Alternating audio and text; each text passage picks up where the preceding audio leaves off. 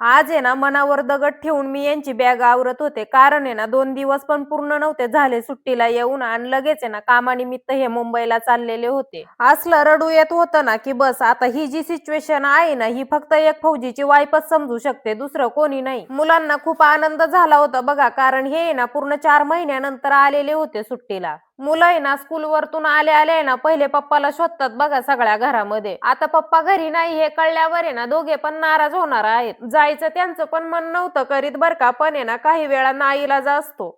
Already 4 महिने हे ड्युटीवर असताना आहे ना आम्ही दिवस मोजत असतो बरं का, आणि हे सुट्टीला आल्यावर असं 2 दिवसात अचानक बाहेर जाणं यासाठी ना मन तयारच होत नव्हतं. सकाळी सकाळी ना मुलांना सोडायला गेल्यानंतर आहे ना गावातून घरी यायला त्यांना ऑलरेडी उशीर झालेला होता बरं का, त्यामुळे आहे ना मी आधीच बॅग भरून ठेवलेली होती. आल्या आल्या त्यांनी पटपट आवरलं आणि लगेच आहे ना मुंबईला जाण्यासाठी निघाले.